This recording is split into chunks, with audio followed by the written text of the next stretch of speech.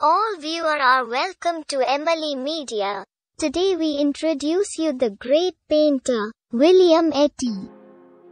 William Etty, the 10th of March 1787 to the 13th of November 1849, was an English artist best known for his history paintings containing nude figures. He was the first significant British painter of nudes and still lifes. Born in York, he left school at the age of 12 to become an apprentice printer in Hull. He completed his apprenticeship 7 years later and moved to London, where in 1807 he joined the Royal Academy Schools. There he studied under Thomas Lawrence and trained by copying works by other artists.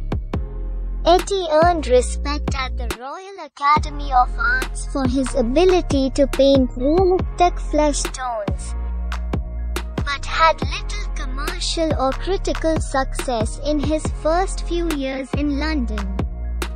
Etty's Cleopatra's Arrival in Cilicia, painted in 1821, featured numerous nudes and was exhibited to great acclaim. Its success prompted several further depictions of historical scenes with nudes. All but one of the works he exhibited at the Royal Academy in the 1820s contained at least one nude figure, and he acquired a reputation for indecency. Despite this, he was commercially successful and critically acclaimed, and in 1828 was elected a Royal Academician. At the time the highest honor available to an artist. Although he was one of the most respected artists in the country, he continued to study at life classes throughout his life, a practice considered inappropriate by his fellow artists. In the 1830s, Etty began to branch out into the more lucrative but less respected field of portraiture, and later became the first English painter to paint significant still lifes. He continued to paint both male and female nudes, which caused severe criticism and condemnation from some elements of the press. An extremely shy man, Etty rarely socialized and never married. From 1824 until his death he lived with his niece Betsy, Elizabeth Etty.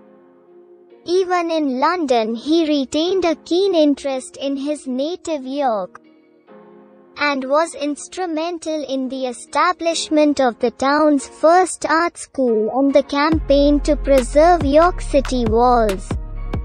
While he never formally converted from his Methodist faith, he was deeply attached to the Roman Catholic Church and was one of the few non-Catholics to attend the 1838 opening of Augustus Pugin's Chapel for St. Mary's College, Oscott. At that time England's most important Roman Catholic building. Etty was prolific and commercially successful throughout the 1840s, but the quality of his work deteriorated throughout this period. As his health progressively worsened, he retired to York in 1848. He died in 1849, shortly after a major retrospective exhibition.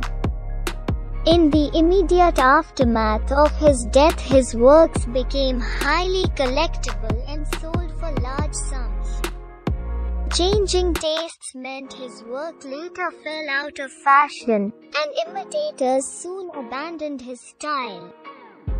By the end of the 19th century, the value of all of his works had fallen below their original prices, and outside his native York he remained little known throughout the 20th century.